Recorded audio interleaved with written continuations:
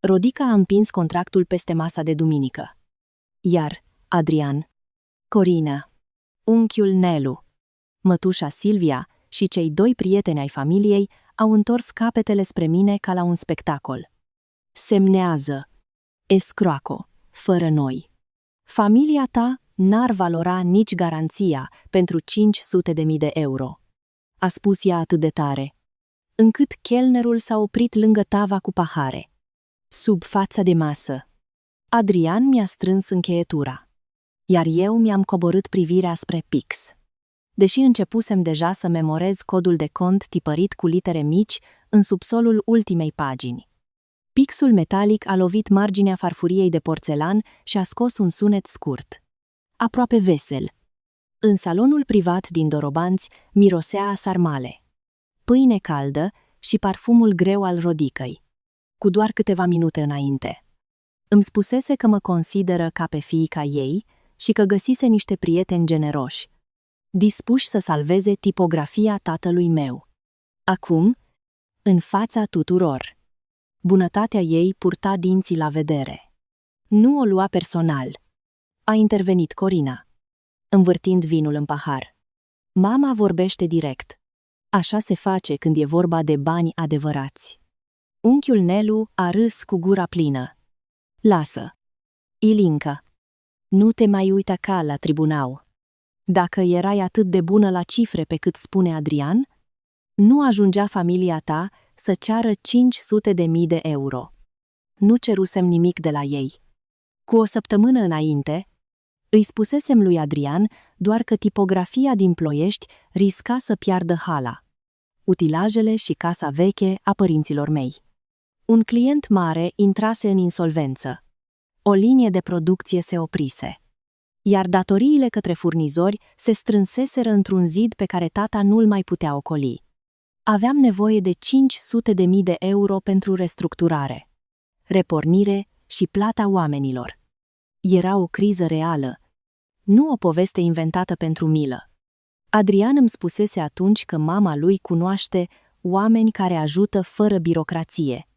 În dimineața aceea mă ținuse de umeri în fața oglinzii și îmi repetase că nu voi risca nimic.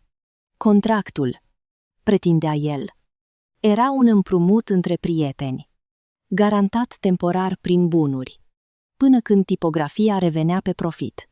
Când am întrebat de ce documentele erau întocmite pe numele meu, nu pe al firmei tatălui meu, mi-a răspuns că eu aveam venitul stabil și reputația profesională necesară. E o formalitate, a spus acum, fără să mi întâlnească ochii. Tu verifici fraude toată ziua. Ai fi prima care ar vedea ceva suspect. Asta trebuia să sune ca o glumă. Nimeni nu a râs.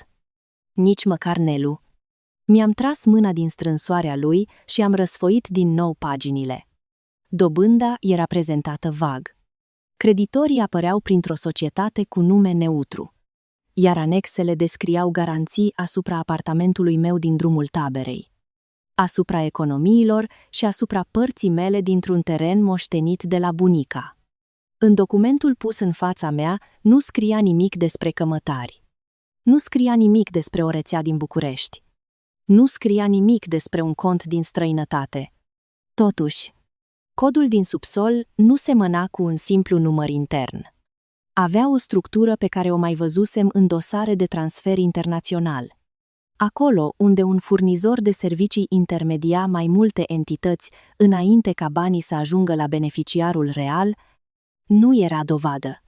Era doar o așhi.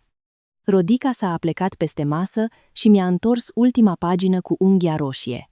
Ori semnezi acum, ori nu mai folosești niciodată numele nostru când familia ta cade. Noi nu ne umilim pentru oameni care nu știu să și țină afacerea în picioare. Mătușa Silvia și-a privit șervețelul. Unul dintre prietenii familiei și-a scos ochelarii, dar nu a spus nimic. Chelnerul a plecat încet, cu tava încă ridicată. Tăcerea lor mi-a arătat cât de singură eram în acea încăpere. Am deschis geanta și am atins, fără să o scot, cheia veche din alamă a biroului tatălui meu. Mi-o dăduse când terminasem facultatea. spunând că ușa tipografiei va rămâne mereu deschisă pentru mine. Metalul rece mi-a intrat în palmă ca un avertisment. Când cineva îți cere numele drept garanție, nu îți cere doar semnătura, ci viitorul. Am semnat. Rodica a zâmbit înainte ca cerneala să se usuce. Adrian mi-a luat imediat exemplarul și a început să îl strângă la loc. Dar am pus 2 degete pe pagini. Am dreptul la o copie. O primești acasă. Ozișel. Acum. Pentru prima dată în ziua aceea, vocea mea l-a făcut să clipească. Rodica a ridicat din umeri. De parcă mi oferea o favoare. Secretariatul restaurantului a copiat documentul. Iar eu am împăturit foile și le-am pus lângă cheia din geantă. În timp ce ceilalți reluau masa, mi-am notat în minte codul de jos și ora exactă la care semnasem. După ce umilința s-a închis în spatele nostru, am mers singură până la mașină. Adrian a rămas să discute cu mama lui. Pe trotuar. Vântul de toamnă mi-a lipit haina de picioare. Iar eu am simțit pentru prima dată că nu plecam de la o masă de familie, ci de la locul unde cineva îmi măsurase prețul. Dacă ai simțit vreodată că bunătatea ascunde o capcană, rămâi cu mine până la capăt și spune-mi din ce oraș ne asculți. A doua zi am plecat la Ploiești. Tipografia Marinescu se afla la marginea unei străzi unde clădirile industriale își pierduseră de mult vopseaua. Înăuntru. Aerul avea mirosul cunoscut de cerneală, ulei și hârtie încălzită de role. 2 prese stăteau oprite. A treia mergea sacadat, ca o inimă obosită. Tata era la masa de lucru, cu ochelarii coborâți pe nas și registrele deschise. Nu mi-a cerut să el salvez. Nu m-a întrebat dacă am adus banii. A pus ibricul pe plită și mi-a arătat, pagină cu pagină, ce datorau, ce aveau de încasat și ce puteau vinde fără să lase oamenii pe drumuri. Cărțile sunt curate, a spus. Proaste, dar curate. Mi-a venit să râd și să plâng în același timp. În registrele lui, fiecare leu avea un nume, o factură și o muncă în spate. Nu exista niciun rând mascat, nici o plată către o firmă fără adresă, nici o semnătură luată de la altcineva. Adrian și Rodica au găsit o soluție. I-am spus. Un împrumut privat. Tata a închis registrul încet. Pe numele cui? Pe al meu. A rămas cu mâna pe copertă. Afară. Cineva a tras o paletă de hârtie pe ciment, iar zgomotul s-a prelungit prin hală. Ilinca, eu nu ți-am cerut să-ți pui casa în joc. Dacă nu facem nimic, pierzi tot. O hală se reconstruiește. Un nume pătat se curăță mult mai greu. I-am arătat copia contractului. A citit fără grabă, oprindu-se la anexele cu garanții. La final, a scos cheia din sertarul biroului și a pus-o lângă document. Ține minte pentru ce deschide cheia asta. Pentru o afacere mică. Nu pentru o cușcă. Telefonul meu a sunat. Adrian. Am ieșit între utilaje. Ca tata să nu audă tot. De ce ai plecat fără să mi spui? A vrut el să știe. Sunt la tata. Vreau să înțeleg exact ce ai promis creditorilor. Le-am promis că vei respecta contractul. Nimic mai mult. Și dacă tipografia nu poate plăti prima tranșă, atunci vindem ceva. Nu dramatiza. Mama și-a pus reputația în joc pentru tine. Am privit presele oprite. Reputația Rodicăi era singurul lucru din poveste care nu fusese pus ca garanție. Cine sunt prietenii ei? A urmat o pauză prea lungă. Oameni serioși. Nume. Ilinca. Teru. Ai semnat? Nu transforma ajutorul într-un interogatoriu. A închis înainte să mai întreb. Când m-am întors, tata a împins spre mine o cană de cafea la ibric. Nu mi-a spus că am greșit. Tocmai de aceea rușinea a durut mai mult. În următoarele zile, banii au intrat doar pe hârtie. Rodica mi-a trimis o confirmare că suma fusese pusă la dispoziție. Însă în contul tipografiei nu ajunsese decât o parte mică, suficientă pentru 2 salarii și o factură urgentă. Restul, mi-a spus Adrian, era reținut pentru comisioane, garanții și siguranța creditorilor. Când am cerut detalii, mi-a răspuns că va rezolva el. Prima convorbire a venit într-o marți, după miezul nopții. Telefonul vibra pe blatul de piatră din bucătărie. Număr ascuns. Doamna Marinescu Petrescu? Vocea era joasă, fără grabă. Da. Apartamentul din drumul Taberei. Etajul 7. Terenul de lângă Breaza. Contul de economii. Știți ce reprezintă? Am rămas cu degetele pe marginea blatului. Cine sunteți? Oamenii care nu iubesc întârzierile. Prima scadență nu a venit. Nu am primit graficul complet. Soțul dumneavoastră l-a primit.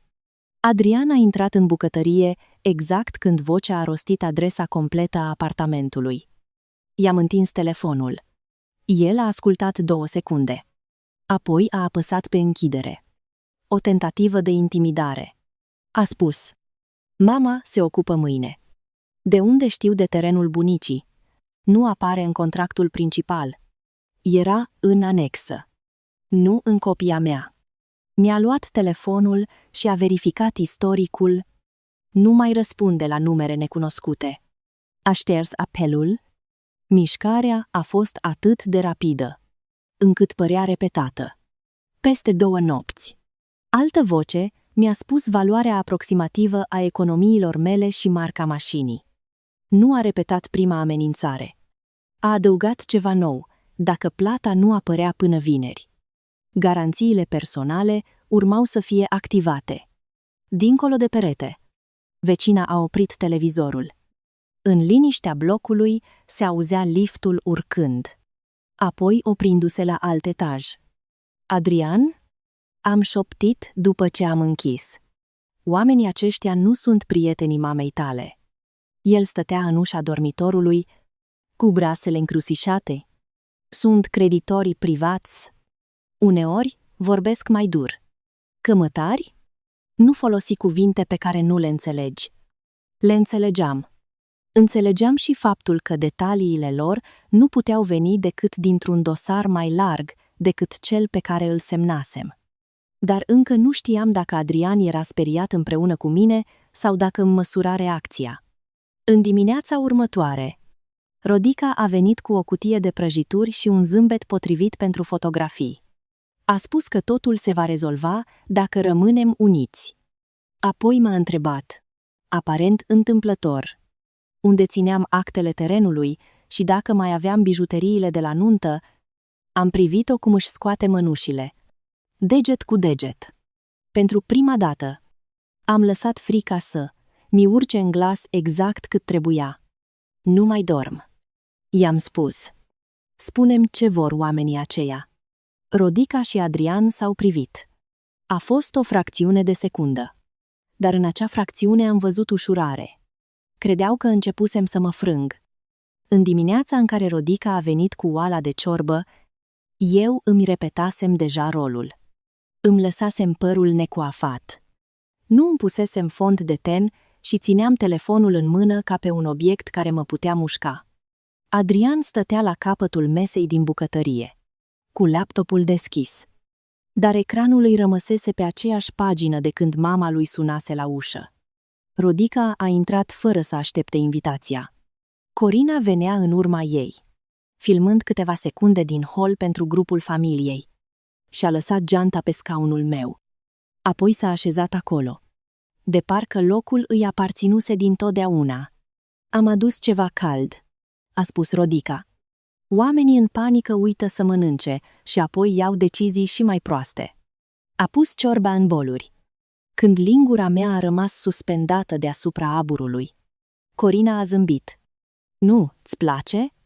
Mama gătește pentru tine. Deși tu ai adus jumătate de București la ușa noastră cu datoriile tale. Nu sunt datoriile mele. Am murmurat. Adrian a ridicat ochii din laptop. Ilinca. Nu începe, iar? Contractul e pe numele meu. Dar banii nu au ajuns la tata. Cine a primit restul? Rodica a așezat capacul oalei cu o grijă exagerată. În lumea reală, fiecare ajutor costă. Taxe, comisioane, oameni care garantează, oameni care țin gura închisă. Tu ai vrut salvarea repede. Eu am vrut 500.000 de euro pentru tipografie. Și ai primit timp. Uneori timpul valorează mai mult decât banii. Corina și-a apropiat bolul, împingându-mi cotul de pe masă. Poate ar trebui să mulțumești mamei în loc să faci contabilitate la supă. Adrian a auzit. A văzut cum sora lui îmi ocupa scaunul și cum mama lui îmi vorbea ca unei slujnice. Nu m-a apărat. A întors laptopul spre mine, arătându-mi un mesaj fără antet. Au acceptat să amâne 3 zile. A spus, dar trebuie să dăm ceva ca semn de bună credință. Ce anume? Rodica a privit spre dormitor. Lucruri care se pot transforma repede în bani. Am lăsat lingura în bol. Metalul a atins ceramica fără zgomot. În mine nu mai era haosul pe care îl afișam. Era o cameră rece, cu rafturi pe care începeam să pun fiecare gest al lor. Telefonul a vibrat. Un mesaj de pe un număr necunoscut conținea o fotografie a intrării în bloc. Fără amenințări explicite. Doar ora și cuvintele. Nu ne place să fim făcuți de râs. Am arătat ecranul. Vedeți? Am spus, lăsându-mi vocea să se rupă. Vă rog, faceți ceva. Rodica s-a aplecat și mi-a luat telefonul. Dar nu a părut surprinsă de imagine. A mărit fotografia. Apoi a șterzu. Cu cât te agiți mai mult, cu atât îi provoci. A spus. De ce ștergi tot? Ca să nu ți hrănești obsesia. Corina a trimis ceva pe grupul familiei și a chicotit. Mai târziu aveam să aflu că scrisese. Prințesa contabilă tremură la primul telefon. În acea zi, însă, am văzut doar numele rudelor, aprinzându-se unul după altul pe ecran și am înțeles că umilința mea devenise divertisment. Rodica a cerut să vadă ce bijuterii mai aveam. Am scos din dulap săculețul de catifea, deși știam exact ce conținea. O brățară subțire, cerceii de la cununie și lanțul mamei. Primit cu o lună înainte să moară. Inelul de căsătorie era încă pe deget. Doar acestea? S-a mirat Corina. Atât am păstrat în casă. Pentru cineva care lucrează cu sume mari. Ai gusturi modeste. Unele lucruri nu se măsoară în carate. Rodica a întors lanțul pe toate părțile. Tocmai acesta este genul de frază pe care îl spun oamenii când nu și permit să piardă nimic. A pus bijuteriile la loc și mi-a spus că va veni a doua zi un evaluator. Nu un bijutier cunoscut. Nu un magazin. Si, un om discret. Adrian nu a întrebat cine era. Când am rămas singuri, am închis ușa bucătăriei. Știi unde ajung lucrurile mele? I-am spus. Ajung să ne cumpere timp. La cine? Nu contează. Contează dacă oamenii aceia ne-au dat un împrumut sau dacă mama ta a negociat altceva. A lovit masa cu palma. Nu tare, dar suficient cât să miște bolurile. Mama mea încearcă să te scoată din mizeria familiei tale. Nu o transforma în suspect, pentru că tu nu suporți să nu controlezi tot. Tu ai controlat conversațiile cu ei. Pentru că tu te prăbușești la fiecare apel. Am făcut un pas înapoi și mi-am dus mâna la gură. Era exact reacția pe care o aștepta. M-a privit cu iritare. Nu țugria. Apoi a ieșit pe balcon să o sune pe Rodica. Prin geam. I-am văzut buzele mișcându-se. Nu puteam auzi cuvintele, dar i-am văzut umerii relaxându-se. Frica pe care am jucat-o le-a făcut aroganța mai zgomotoasă. În următoarea săptămână, fiecare zi a adus un obiect nou pe masa noastră și o altă formă de umilire. Într-o seară, Rodica a venit cu un cântar mic de bijuterii. L-a așezat sub lampa puternică. iar capacul cutiei de catifea a scârțâit când l-am ridicat. Brățara, a ordonat ea. Am pus-o pe cântar. Cercei. I-am așezat lângă brățară. Lanțul. Degetele mi s-au oprit pe închizătoarea subțire. A fost al mamei. Și mama ta ar prefera să rămâi cu apartamentul. Nu cu amintire. A răspuns Rodica. Nu vorbi în numele ei. Adrian s-a apropiat și mi-a desfăcut lanțul din palmă. Supraviețuirea familiei e mai importantă decât sentimentalismul. Despre care familie vorbești? Am spus. S-a uitat spre mama lui înainte să răspundă. A noastră. Toți suntem prinși în asta. Nu eram toți prinși. Eu eram prinsă. Iar ei îmi inventariau ieșirile. Unchiul Nelu a apărut pe apel video, cu fața luminată de ecran. Rodica i-a arătat bijuteriile, cerându-i părerea despre valoare.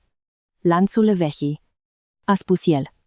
Nu luați prea mult pe el, dar la nevoie, orice gram ajută. Nelu? De unde cunoști locurile acelea? L-am provocat.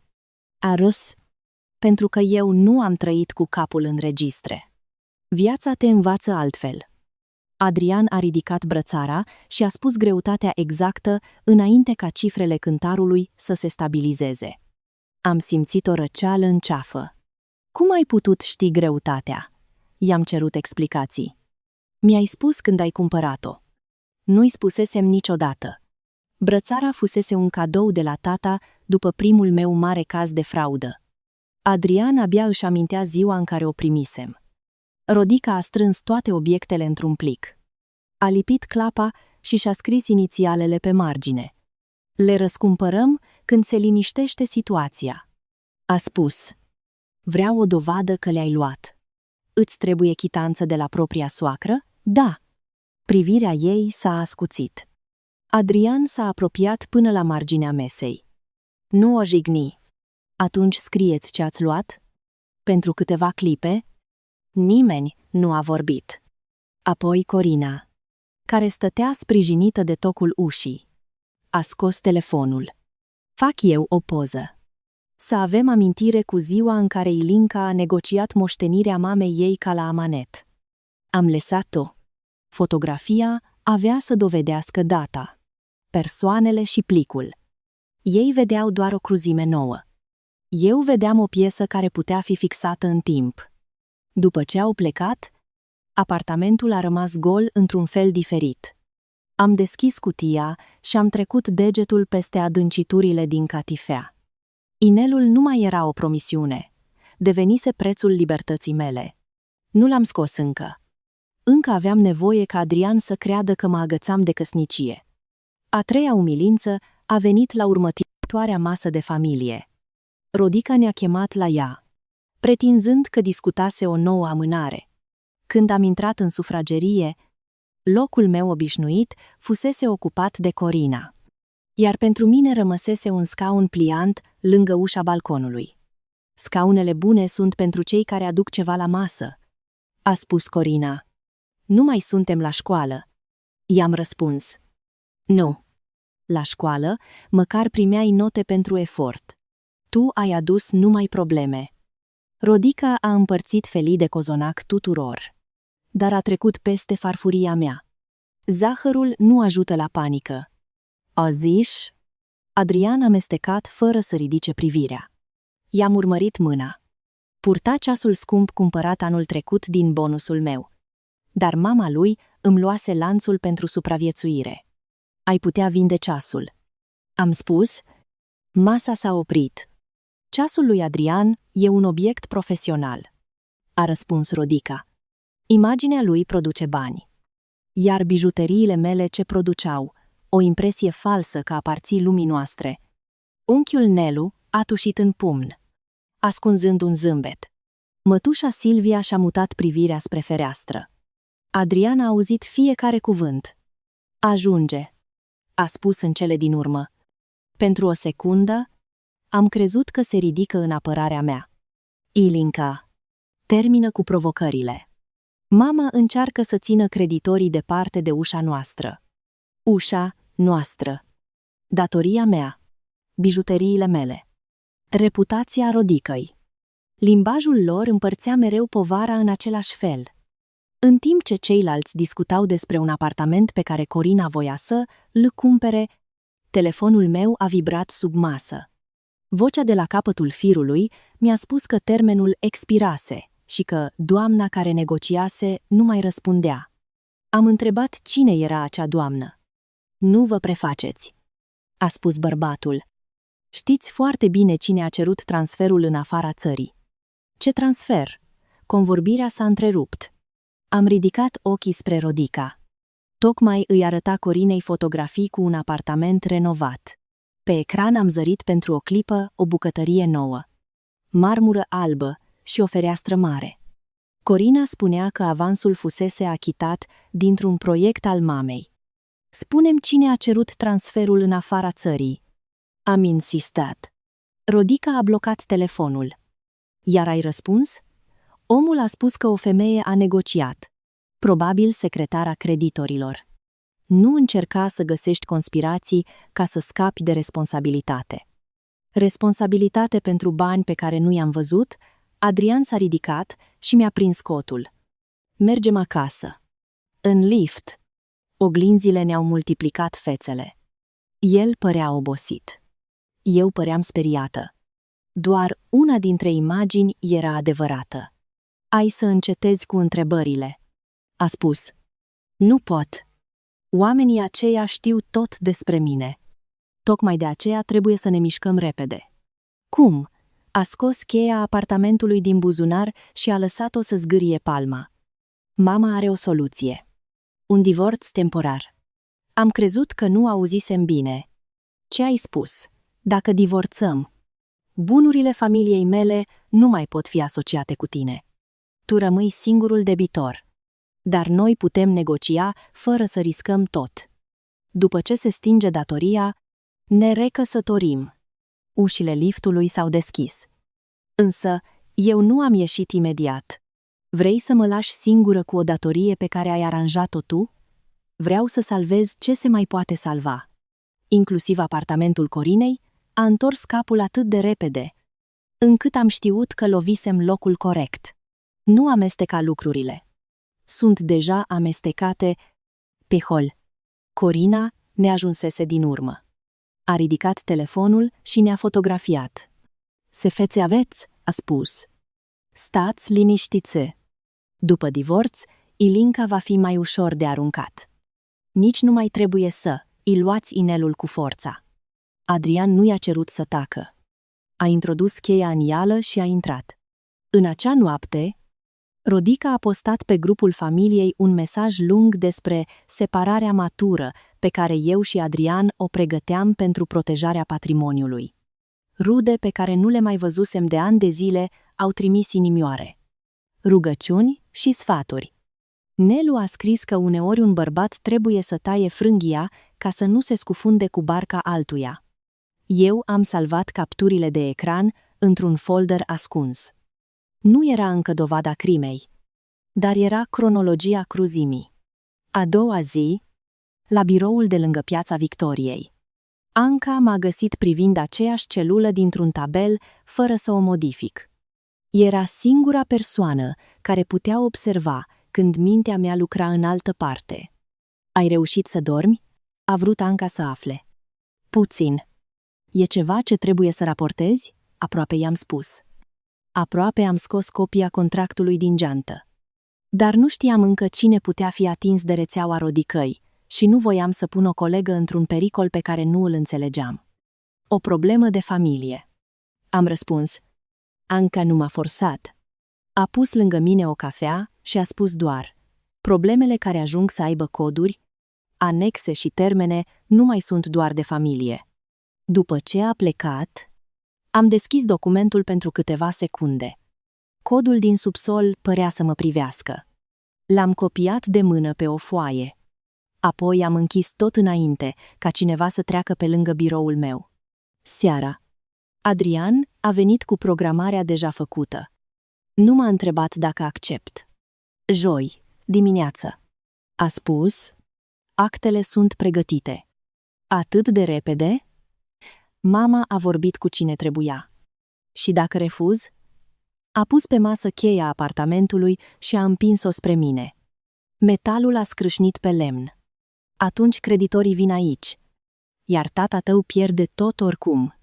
Divorțul e doar o hârtie. Ilinca. Nu transforma o măsură de protecție într-o tragedie. Am luat cheia și am strâns-o în pumn până când marginile mi-au lăsat urme. Bine, am spus. Semnez. Rodica. Aflată pe difuzor. A inspirat ușurată înainte să-și amintească să pară tristă. E cea mai înțeleaptă decizie pe care ai luat-o de când ai intrat în familia noastră. Ei au crezut că acceptasem singura lor ieșire. Eu acceptasem. De fapt, primul spațiu în care puteam lucra fără ca Adrian să-mi privească peste umăr. În dimineața divorțului. Ploua mărunt peste București. Iar ferestrele biroului de stare civilă păreau acoperite cu o peliculă de cenușă. Adrian venise într-un costum închis la culoare, fără cravată. Rodica purta o broșă mare și ținea dosarul sub braț, ca și cum venise să încheie o tranzacție. Nu o căsnicie. Funcționara ne-a cerut actele și ne-a indicat locurile. Pe masa ei se afla o ștampilă. Un suport cu pixuri și o plantă cu frunze îngălbenite. Nimic din încăpere nu avea dramatismul pe care îl meritase minciuna lor. Tocmai banalitatea aceea a făcut totul mai dureros. Confirmați că decizia este liber consimțită? A întrebat femeia. Adrian a răspuns primul. Da. Eu am privit foaia. Lângă numele meu complet. Ilinca Marinescu Petrescu. Exista un spațiu alb pentru semnătură. Ilinca? A insistat funcționara. Da, am spus. Rodica s-a aplecat spre mine. Nu face o scenă. După ce se rezolvă datoria, puteți repara formalitatea. Asta numești tu formalitate? Am rostit. Adrian și-a strâns maxilarul. Căsnicia noastră a fost un scut pentru familia mea. Acum scutul atrage loviturile. Nu mai are sens să-l ținem ridicat. Nu era o frază spusă la nervi. O rostise clar, fără să se împiedice, ca pe o explicație pregătită. În ea se afla adevărul lui. Eu nu fusesem partenera lui, ci materialul din care își construise protecția. Mi-am scos inelul. Sub el, pielea era albă, iar cercul palid părea urma unei frânghii. El am așezat pe masă. Lângă ștampilă. Rodica l-a luat imediat. Măcar acesta poate acoperi o parte din ce mai ai de plătit. A spus. Până la urmă, numele tău e singurul lucru valoros care ți-a rămas. Funcționara și-a ridicat ochii, dar nu a intervenit. În tăcerea ei am simțit prezența unui martor pe care Rodica îl ignorase. Inelul rămâne la mine. Am spus, nu mai ai dreptul la el. Atunci pune-l în cutie și dă-mi o dovadă că l-ai luat. Adrian s-a apropiat. Oprește-te. Nu mai negocia fiecare obiect ca și cum ne-ai ancheta. Nu vă anchetez. Mi-am așternut semnătura. Cerneala s-a întins puțin pe ultima literă. Funcționara a apăsat ștampila. Iar sunetul sec a închis ceva ce nu mai putea fi reparat. Divorțul pe care îl numiseră fals a fost singurul lucru adevărat dintre noi. Când am ieșit, ploaia se întețise. Adrian m-a urmat până sub copertină. Te duc acasă, a spus. Nu mai locuiesc acolo. Nu fi absurdă. Poți rămâne câteva zile. În apartamentul pus garanție fără anexele complete? Lângă bărbatul care șterge apelurile creditorilor, a privit spre Rodica? Ea stătea la câțiva pași, tastând pe telefon. Mama a făcut ce trebuia. A zis, tu nu înțelegi cât de complicate sunt lucrurile. Eu înțeleg cifrele. De aceea vă deranjează întrebările mele. Fața lui s-a schimbat pentru o clipă. Nu frică. Încă nu. Doar o mică fisură în siguranța lui. Ai grijă ce insinuezi. Dacă oamenii aceia se întorc împotriva ta, nu mai sunt soțul tău ca să intervin. Nu ai intervenit nici când erai. Am chemat un taxi. În drum spre Ploiești. Orașul s-a desfăcut în dâre de lumină pe geamul ud. Cutia inelului era în geantă. Goală. Cheia de alamă a biroului tatălui meu se lovea de ea la fiecare curbă. Tata mă aștepta la tipografie. Nu m-a întrebat de ce venisem cu o valiză mică. A dus-o în biroul de la etaj. A întins o pătură pe canapeaua veche și a pus cutia goală a inelului în sertar, fără să o deschidă. Aici nu trebuie să explici nimic în seara asta.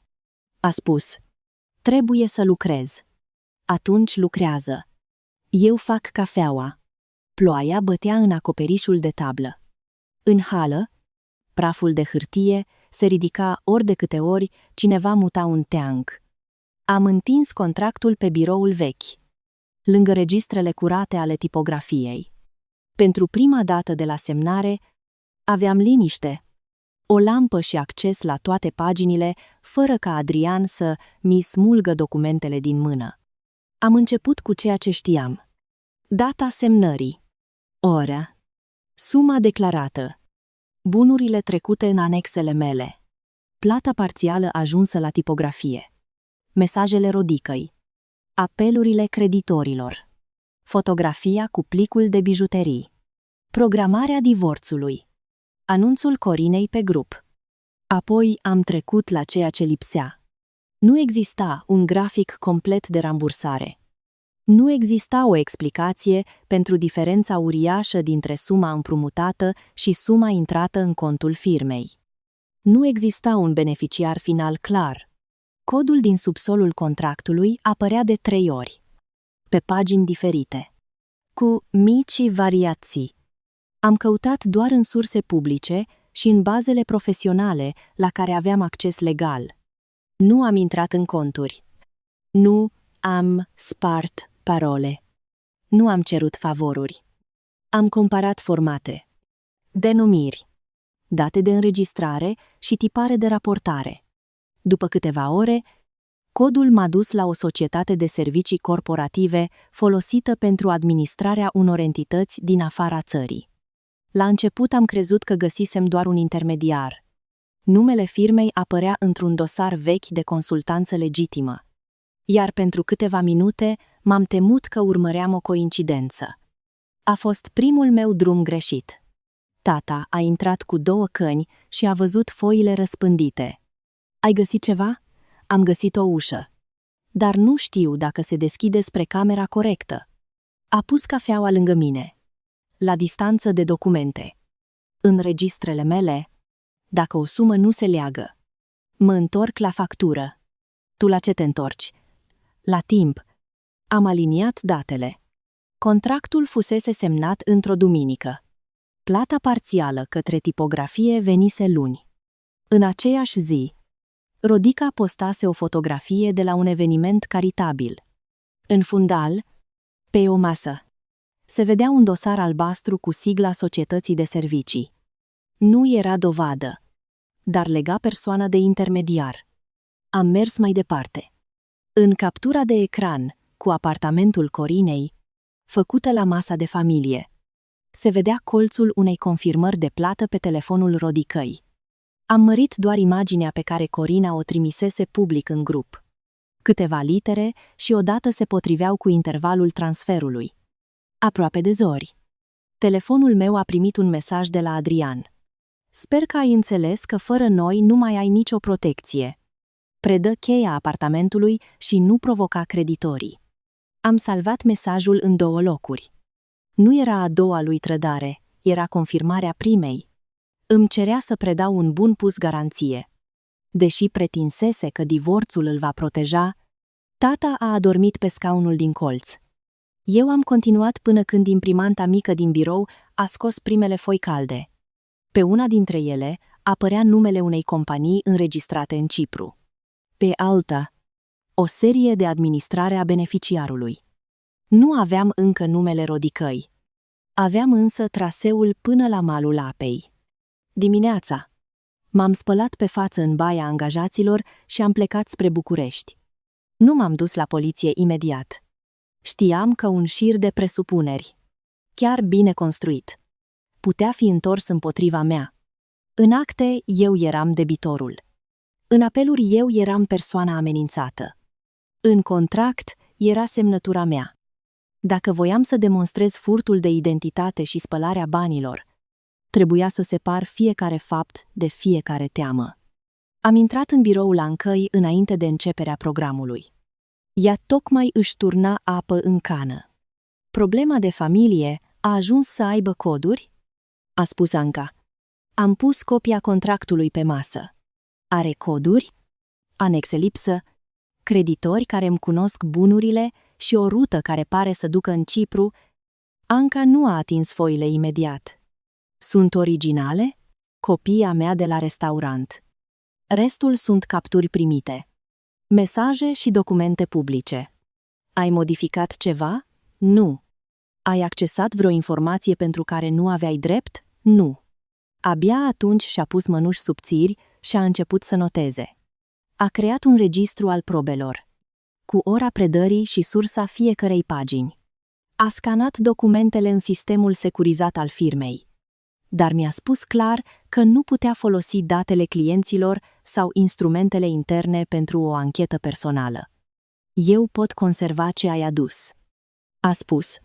Tu trebuie să explici logica. Iar pentru confirmările oficiale, va fi nevoie de autorități. Am lucrat în sala mică de ședințe, cu jaluzelele coborâte.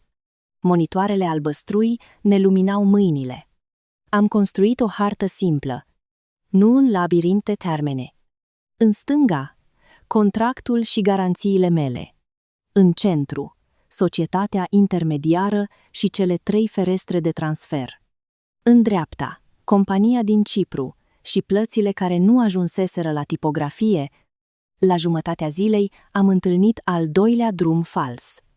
O plată părea să ducă spre un consultant cu același nume de familie ca Rodica. Pentru aproape o oră am crezut că găsisem o rudă ascunsă.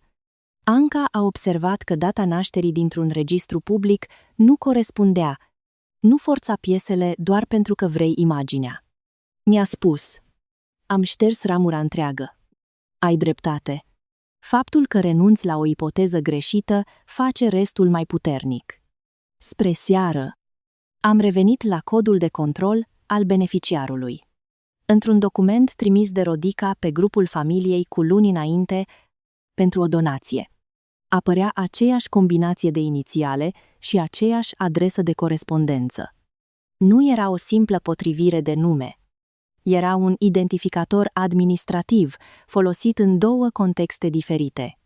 Am simțit cum camera se îngustează. Anca, uită-te aici. Ea a comparat paginile. Apoi a apropiat scaunul. Poate fi ea, dar poate nu ajunge. Sunt conștientă. Ce mai ai? Am scos fotografiile cu bijuteriile și mesajul lui Adrian despre cheia apartamentului. Apoi am adăugat orele apelurilor și momentele în care el ștersese istoricul. Ai nevoie de extrase certificate, de identificarea dispozitivului și de cineva care să lege vocile de negociere. A spus Anca. Fără acestea, Rodica va spune că numele ei apare din întâmplare. Creditorii au spus că o femeie a cerut transferul. Atunci autoritățile trebuie să găsească înainte ca ei să te găsească pe tine. În aceeași seară, am primit un nou apel. Bărbatul nu a ridicat vocea. Fostul soț nu mai răspunde. Mama lui la fel. Dumneavoastră ați semnat. Cât ați dat? În realitate, a tăcut. Cât a ajuns la persoana care a negociat? Nu puneți întrebări. Eu am primit doar o fracțiune pentru tipografie. Restul a plecat din țară. Nu-i așa? Respirația de la capătul firului s-a schimbat. Cine v-a spus asta? Nimeni. Convorbirea s-a închis. Am salvat imediat ora și durata, fără să încerc să sun înapoi. Anca a tras draperia și a privit strada. Acum știu că ai observat ruta. Și au aflat că Rodica i-a mințit? Sau, bănuiesc? Nu presupune că asta îi face aliații tăi. Nu presupun nimic. Vreau doar să nu mai fiu ținta greșită. Am plecat spre Ploiești cu un dosar de copii și un dispozitiv de stocare sigilat. În tren, am privit reflecția mea în geam. Fără inel. Mâna părea mai ușoară. Dar corpul meu încă reacționa la fiecare vibrație a telefonului. Tata m-a găsit în birou după miezul nopții, comparând din nou harta cu registrele lui. Mai ai de gând să dormi în noaptea asta?" a spus tata. După ce pot demonstra că datoria nu este a mea, pentru mine nu a fost niciodată a ta. Pentru un procuror? Asta nu ajunge. A scos din sertar cutia inelului și mi-a întins-o. Am găsit-o aici. E goală, dar nu înseamnă că tu ești. Am ținut cutia câteva clipe. Apoi am pus în ea o copie mică a codului de beneficiar. Obiectul care fusese făcut pentru o promisiune purta acum prima urmă a trădării. În ziua următoare, Adrian a venit la tipografie fără să anunțe. Mașina lui curată arăta străin printre paleții de hârtie. A intrat în birou și a închis ușa după el. Mama spune că ai început să cauți informații. A spus. Mama ta urmărește ce fac, oamenii vorbesc. Anca a fost văzută cu tine după program. Și trebuie să încetezi. Divorțul a fost făcut ca să te protejeze. M-ai lăsat singură cu creditorii. Pentru că așa putem salva restul familiei. Din nou familia ta. A lovit cu degetul contractul de pe birou. Nu mai ai nimic în afară de numele tău. Dacă îl murdărești și pe acela, nu te mai angajează nimeni. Mi l-ați folosit deja. A înghețat o fracțiune de secundă. Nu știu despre ce vorbești. Atunci spune-mi de ce există un cod de administrare cipriot în documentul meu? Pentru prima dată, chipul lui a pierdut culoare. Nu mi-a răspuns. A luat telefonul. A ieșit și a sunat pe cineva din mașină. Nu am încercat să îl opresc. Reacția lui valora mai mult decât o negare. În seara aceea, Anca m-a sunat printr-un canal securizat al firmei. Găsise într-un registru legal o corespondență între identificatorul din contract și o entitate cipriotă controlată printr-un mandat de administrare. Documentul nu afișa beneficiarul final complet, dar conținea un marcaj de control care apărea și într-o declarație publică semnată de Rodica pentru fundația ei. Am deschis fișierele. 2 linii, despărțite de luni și țări, purtau aceeași amprentă administrativă. Nu mai e doar o coincidență, a spus Anca. Nu, dar avem nevoie de confirmare de la bancă și de cineva care să poată cere legal datele. Am privit harta de pe perete. Contractul meu ducea la intermediar. Intermediarul ducea la compania din Cipru. Marcajul de control ducea la Rodica. Mesajele și reacția lui Adrian legau familia de momentul în care banii dispăruseră. Un extras de cont nu ridică vocea, dar poate prăbuși o familie de mincinoși. Am strâns foile în ordine. Am pus dispozitivul sigilat în geantă și am închis cutia inelului. Mâine merg la DICOT, am spus. Anca a dat din cap. Vin cu tine ca să predau registrul de custodie. Dar tu vei spune povestea. Înainte să închidă, mi-a trimis ultima pagină.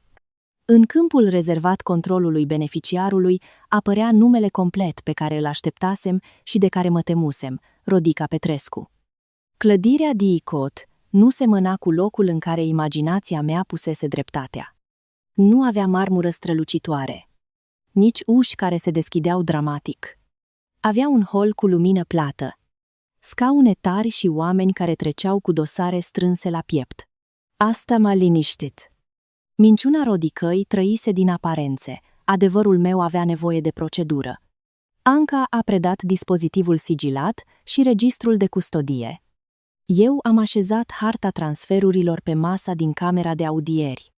Era tipărită pe mai multe foi unite cu bandă, ca să poată fi urmărită fără termeni inutili. În stânga, contractul semnat de mine. În centru, societatea intermediară. În dreapta, compania din Cipru și marcajul de control legat de Rodica.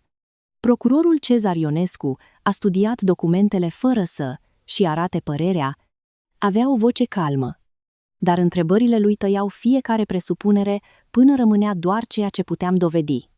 De unde aveți copia contractului? De la restaurantul unde am semnat. Secretariatul a copiat documentul în fața mea. Anexele complete? Nu. Tocmai diferența dintre anexele mele și informațiile cunoscute de creditori m-a făcut să suspectez un al doilea set. Cine v-a spus că sunt creditori din zona infracțională? Ei nu s-au prezentat astfel. Adrian a folosit expresia creditori privați. Felul în care au descris bunurile, amenințările și lipsa unei structuri legale m-au făcut să înțeleg natura lor. Nu am încercat să îi caut. Ați înregistrat convorbirile? Nu pe toate. Am păstrat mesajele și orele. Unele apeluri au fost șterse de fostul meu soț. De ce credeți că el a participat? Nu doar a ascultat de mama lui? Am pus pe masă mesajul prin care îmi cerea cheia apartamentului, fotografia plicului cu bijuterii și cronologia programării divorțului. Cunoștea greutatea exactă a brățării, deși nu i-o spusesem. Știa termenele creditorilor. A șters apelurile. A adus actele de divorț pregătite. Când am rostit codul cipriot, a plecat imediat să sune pe cineva. Cezar a privit-o pe Anca.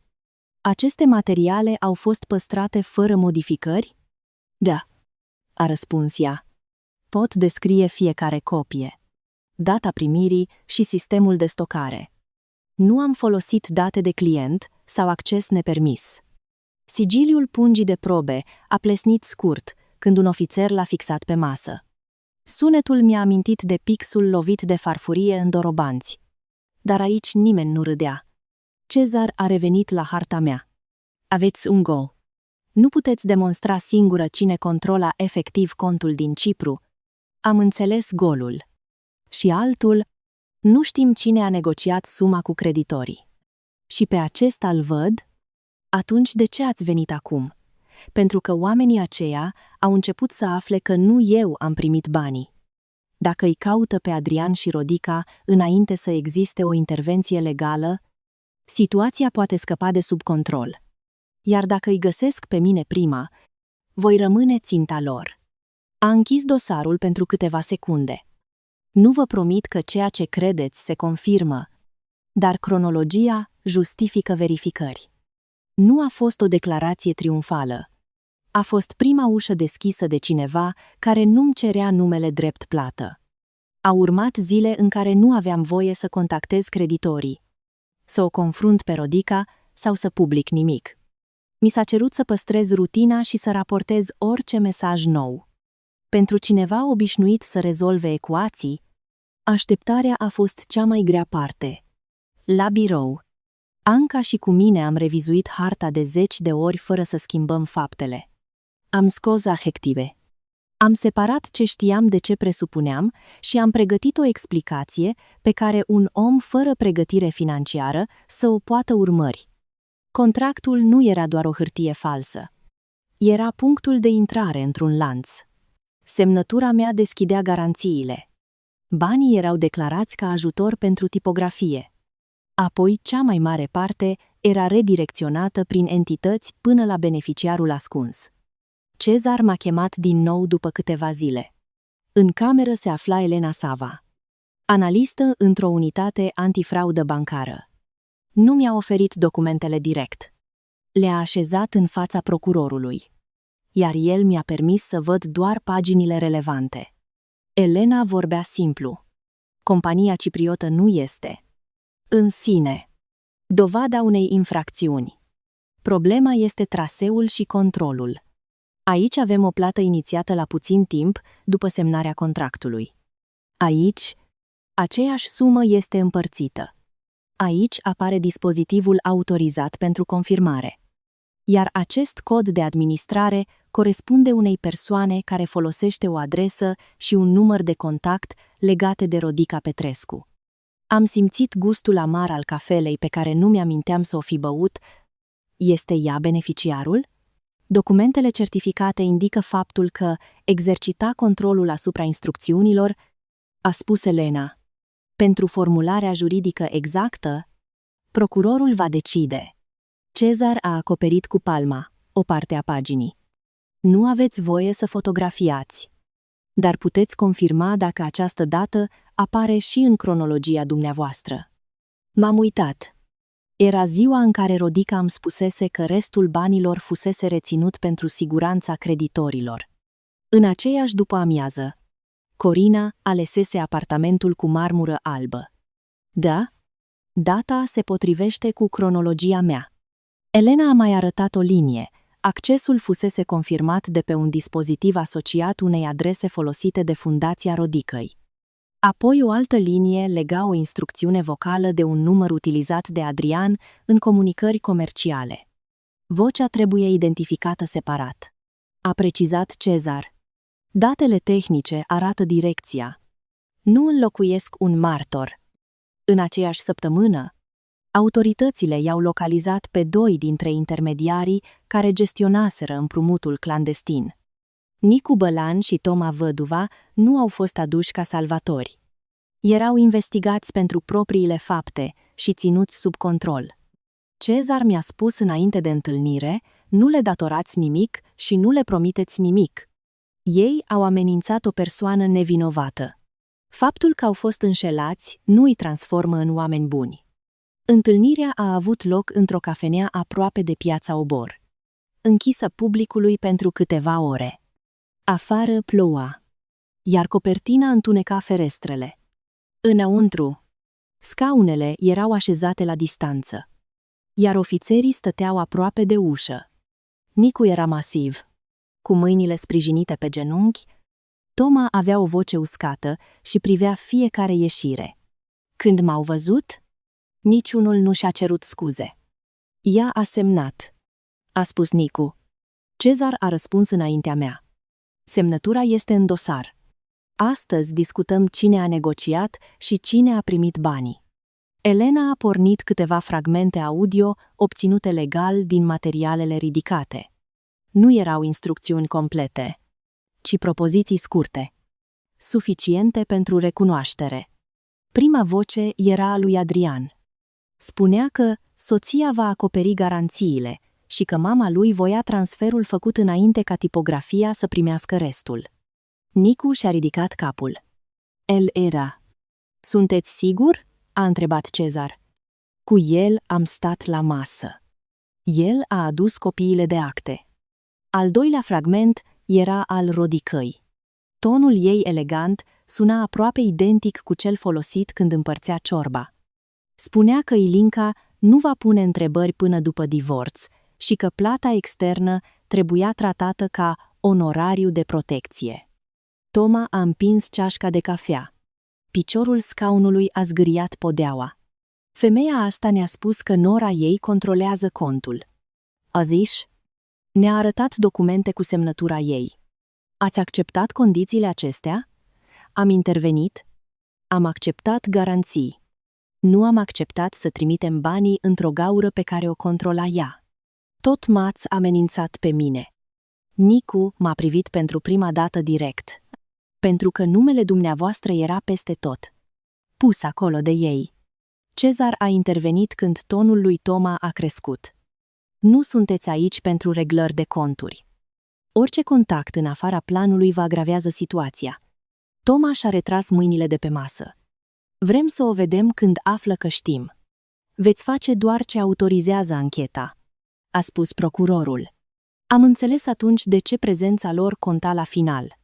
Nu pentru că erau puternici, ci pentru că Rodica își construise apărarea pe ideea că ei mă considerau singurul debitor. Recunoașterea lor publică îi lua ultima mască. După întâlnire, am stat câteva minute în mașina Ancăi. Ploaia bătea pe parbriz, iar Piața Obor pulsa în jurul nostru cu oameni care cumpărau legume, pâine și flori, fără să știe că la câțiva metri se legase o piesă din dosarul meu. Te simți răzbunată? M-a întrebat Anca. Nu. Ce simți? că am fost la un pas să plătesc toată viața pentru o conversație purtată fără mine. Acum conversația e înregistrată în dosar. Am închis ochii. Nu era încă libertate. Dar pentru prima dată, pericolul avea nume corecte. Cezar a vrut inițial o intervenție discretă. Ridicări simultane. Percheziții. Blocarea conturilor și audieri separate. Era logic și mai sigur. Eu am acceptat fără să cer spectacol. Nu voiam să transform ancheta într-o scenă de răzbunare. Rodica a schimbat singură planul. Într-o vineri după, amiază, Corina a trimis din greșeală pe un grup mai larg o invitație digitală. Imaginea avea un pahar de șampanie și textul despre un nou început pentru familia Petrescu. Petrecerea urma să aibă loc într-un salon privat din zona Herăstrău Nordului. Lista invitaților îi includea pe toți cei de la masa din Dorobanți, oameni care beneficiaseră de bani, unchiul Nelu și câțiva parteneri ai Rodicăi.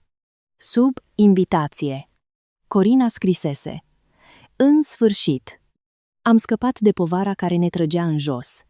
Anca mi-a arătat ecranul fără să spună nimic. Tonul notificării a sunat vesel în biroul aproape gol. Cezar a cerut lista completă și a observat că mai multe bunuri din dosar urmau să fie împărțite sau promise în acea seară. Apartamentul Corinei. Un teren. 2 mașini și o participație comercială erau menționate în conversațiile familiei. Petrecerea concentrează persoanele și activele, a spus. Dar nu o facem pentru umilire. O facem pentru control și conservarea probelor. Înțeleg? Dacă intrați, nu improvisați. Vreau doar să pun harta pe masă. De ce este important pentru dumneavoastră? M-am gândit la chelnerul oprit lângă tavă, la râsul lui Nelu, la scaunul pliant și la lingura rămasă deasupra ciorbei. Pentru că minciuna a fost prezentată public ca adevăr. Oamenii aceia au repetat-o. Au profitat de ea și au folosit-o ca să mă izoleze. Nu vreau o cuvântare. Vreau să vadă documentele în același loc în care au sărbătorit dispariția mea. Cezar a privit câteva secunde harta. Atunci, dumneavoastră o așezați. Elena explică extrasul. Eu numesc statutul juridic. Creditorii confirmă identificarea. Nimeni nu atinge pe nimeni. Planul a rămas la nivelul acesta. Nu mi s-au dat detalii despre poziții, intrări sau tactici. Mi s-a spus doar ora la care trebuia să ajung, persoana care mă prelua și regula de a nu mă separa de echipă. În zilele de dinaintea petrecerii, am continuat să primesc mesaje de la Rodica. Tonul ei alterna între dispreț și falsă grijă. Sper că ai înțeles lecția și nu mai tulburi familia. Predă toate copiile contractului. Nu îți mai sunt de folos. Adrian poate să te ajute să găsești o garsonieră. Dacă te porți civilizat? Nu am răspuns. Am transmis fiecare mesaj și am adăugat ora în cronologie. Adrian a încercat altceva. M-a sunat de pe un număr nou și a vorbit cu voce blândă. Ilinca, nu trebuie să fim dușmani. Mama e nervoasă, dar putem încheia totul fără scandal. Ce înseamnă să încheiem? Îmi dai documentele, predai cheia și semnezi că ai primit întreaga sumă pentru familia ta. Nu am primit-o. Nu mai contează unde a mers fiecare tranșă. Contează că tipografia nu s-a închis. Încă. Dacă faci probleme, oamenii aceia se întorc la tatăl tău. Este o amenințare? A tăcut. Apoi a închis. Înregistrarea legală a convorbirii a intrat în dosar. În seara petrecerii. Am rămas singură câteva minute în sala de ședințe de lângă piața Victor. Soarele cobora între clădiri, iar monitoarele erau stinse. Pe masă se aflau dosarul albastru, harta pliată, copia contractului și cutia inelului. Am deschis cutia. Înăuntru nu era inelul, ci bucata de hârtie pe care scrisesem primul cod de beneficiar. Am lăsat-o acolo. Inelul fusese luat de Rodica, urma codului mă adusese până la ea. Anca a intrat și mi-a întins haina. Ești sigură că vrei să fii în salon? Da. Poți lăsa echipa să facă totul. Ei vor face ceea ce trebuie. Eu voi face ceea ce mi-au refuzat de la început. Voi spune în fața tuturor cui aparține datoria. Am închis dosarul. Clemele metalice erau reci sub degete. Pe telefonul meu, invitația Corinei era încă deschisă. Un pahar de șampanie, litere aurii și promisiunea unui nou început. Am stins ecranul. Am luat harta transferurilor și am plecat spre Herăstrău. Salonul privat din Herăstrău era luminat în auriu, cu fețe de masă albe și pahare înalte, așezate la distanțe egale. Prin ușile închise se auzea muzică discretă și râsul acela pe care oamenii îl folosesc când vor să arate că nimic rău nu li se poate întâmpla. Rodica stătea în capul mesei. Purta rochia bleu marin de la evenimentele fundației și broșa pe care o avusese la divorț. Lângă paharul ei se afla inelul meu, trecut pe o panglică subțire, ca un trofeu. Adrian îl observase, dar nu îi ceruse să ascundă. Pentru un nou început, a spus Rodica, ridicând șampania. Pentru familia care a avut curajul să taie o povară înainte să ne tragă pe toți la fund, Nelu a ridicat primul paharul. Și pentru Adrian, care a înțeles la timp că o femeie cu datorii nu e soție. E risc financiar. Corina a râs și a arătat spre telefonul ei. Am pus deja fotografiile apartamentului. După ce se liniștește totul, îl mobilez complet. Mama spune că bucătăria cu marmură rămâne a mea. Rămâne, a confirmat Rodica. La fel și mașina. Trebuie să învățăm să păstrăm în familie ceea ce merită păstrat. Adrian a învârtit paharul între degete. Datoria a dispărut odată cu divorțul. Uneori, o semnătură bună repară alta proastă. Chelnerul care turna vin era același bărbat care se oprise lângă masa din Dorobanți. M-a recunoscut când ușile s-au deschis. Mâna lui a rămas nemișcată deasupra unui pahar. Am intrat prima, cu dosarul albastru la piept. În spatele meu veneau Cezar, Elena și Anca.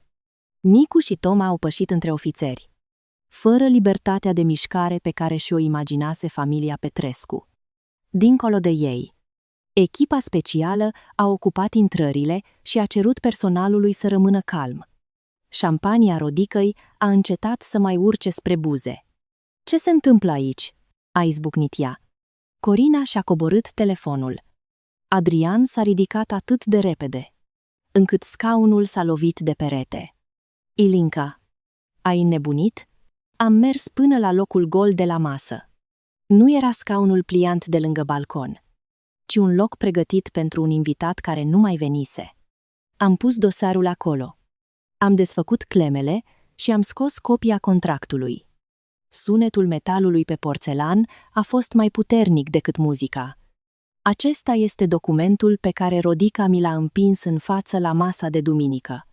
Am spus, acesta este contractul pe care Adrian l-a numit ajutor. Iar aceasta este harta banilor pe care nu i-a primit niciodată familia mea.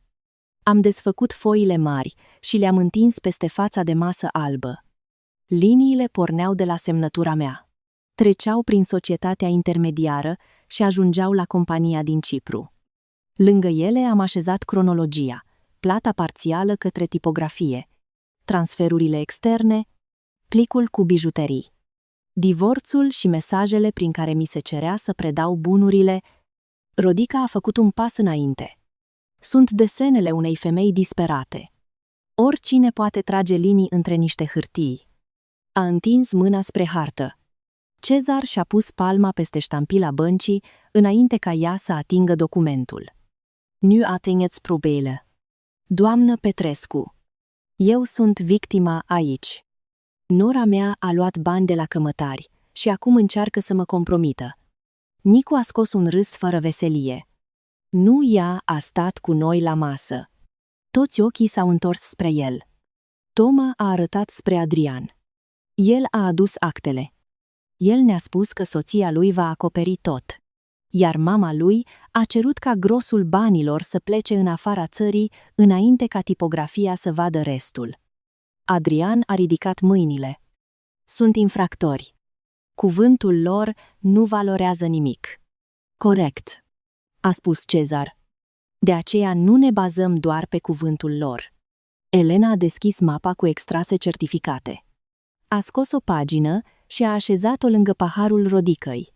Aceasta este confirmarea traseului. Suma declarată în contract a fost împărțită în mai multe plăți. Doar o parte redusă a ajuns la tipografia Marinescu.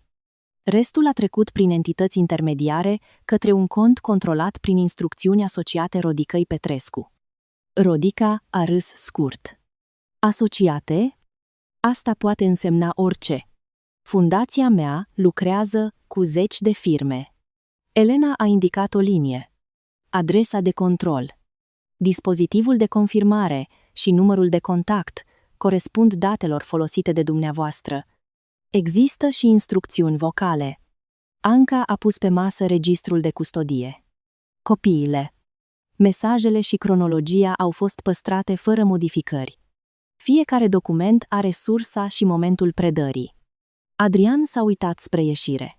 2 ofițeri se aflau deja acolo. Mama a gestionat transferurile, a spus el brusc. Eu doar am încercat să mi protejez familia. Rodica și-a întors capul spre fiul ei. Tasi, tu ai spus că nu se poate lega nimic de noi. Pentru prima dată, minciuna lor nu mai avea aceeași direcție. Se sfâșia între ei. Cezar a ridicat un document.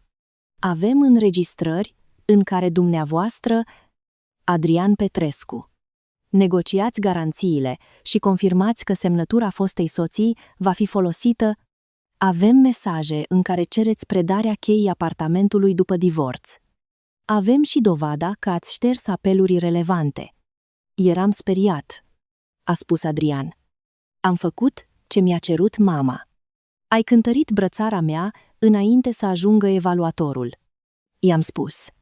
Ai știut termenele? Ai pregătit divorțul. Ai numit căsnicia noastră scutul familiei tale. Nu ai fost un copil ascultător.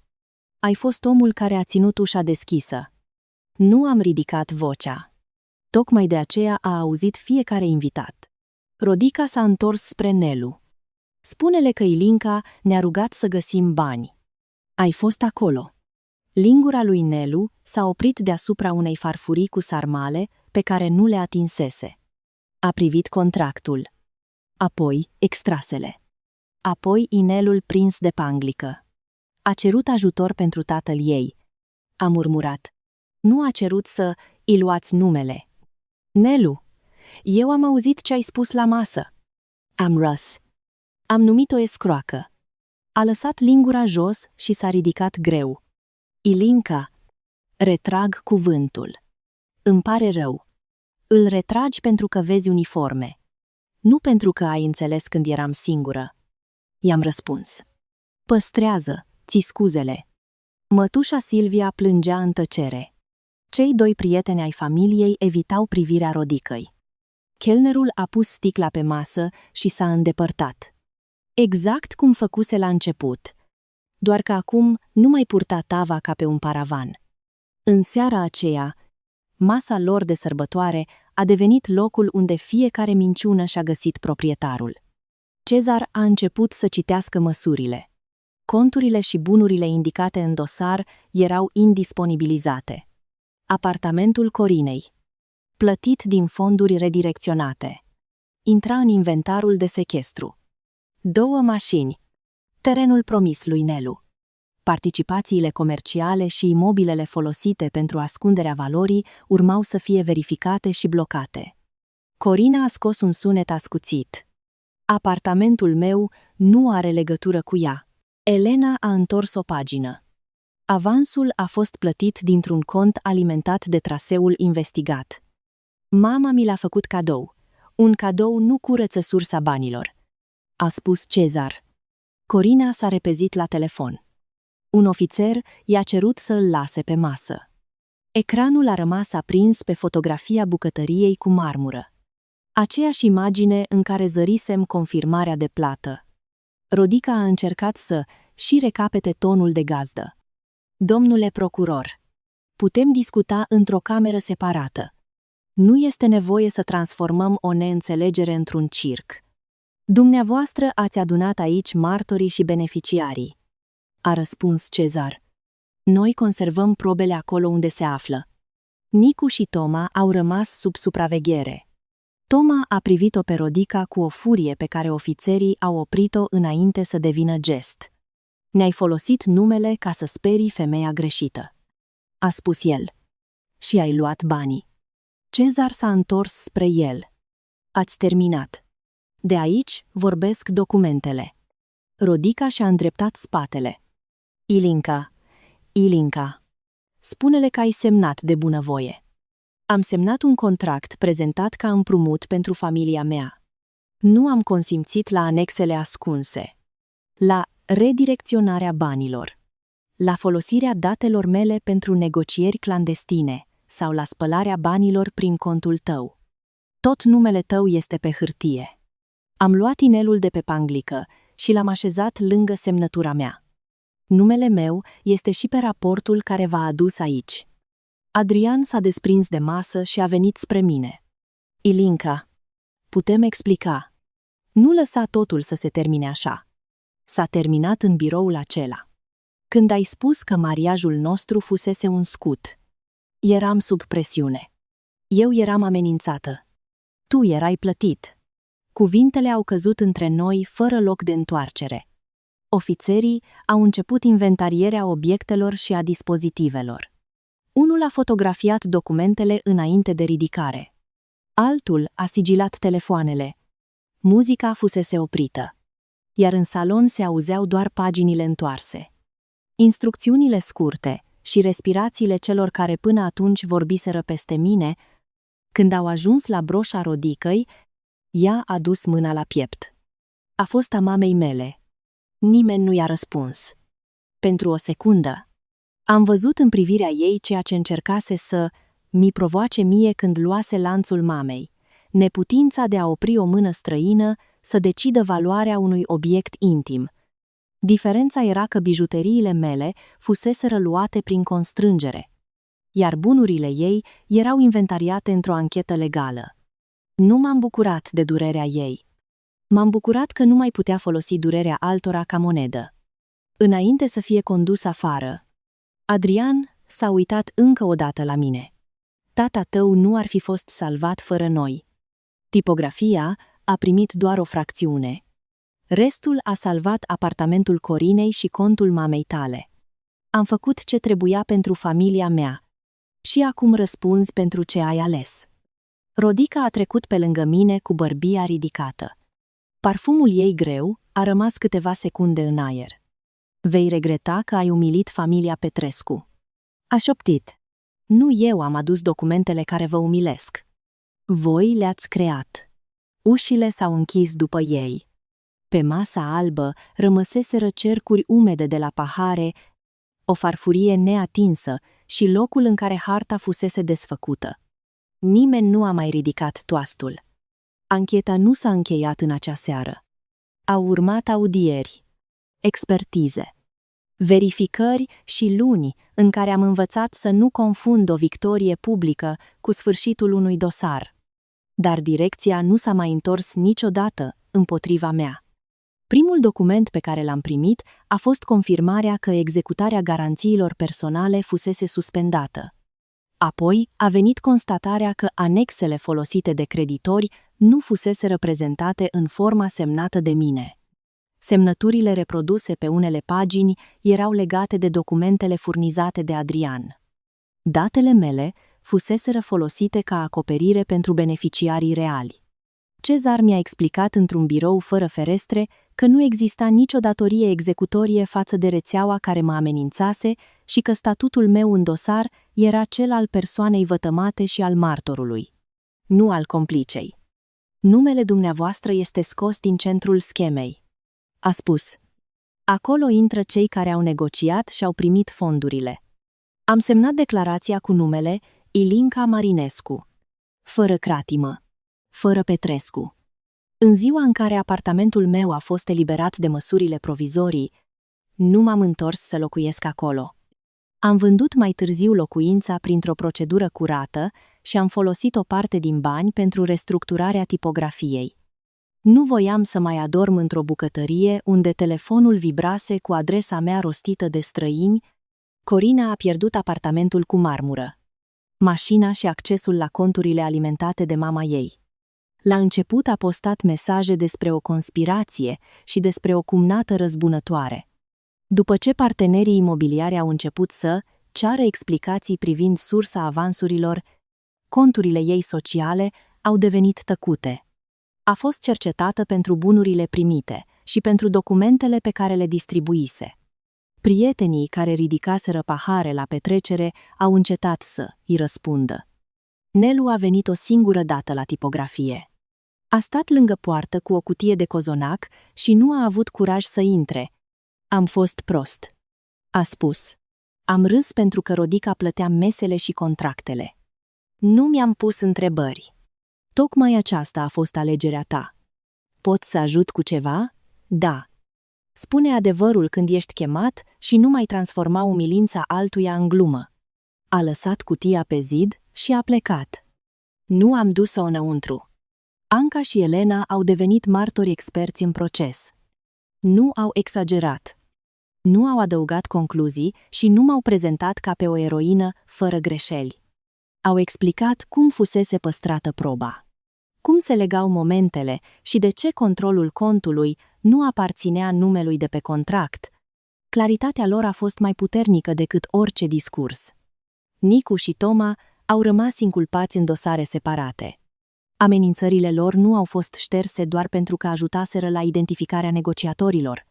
Au răspuns pentru împrumuturile ilegale și pentru presiunea exercitată. Nu i-am mai întâlnit după audieri și nu le-am datorat recunoștință. Rodica și Adrian au încercat să se acuze reciproc. Ea a spus că fiul ei gestionase detaliile. El a spus că ascultase de mama lui și că nu înțelesese traseul complet. Mesajele, vocile, transferurile și bunurile îi contraziceau pe amândoi. Instanța a dispus confiscarea activelor provenite din schemă și a celor folosite pentru ascunderea fondurilor, în limitele stabilite prin hotărâre. Proprietățile care susținuseră imaginea Rodicăi, conturile pe care le numise proiecte, participațiile și bunurile cumpărate din bani redirecționați au fost pierdute.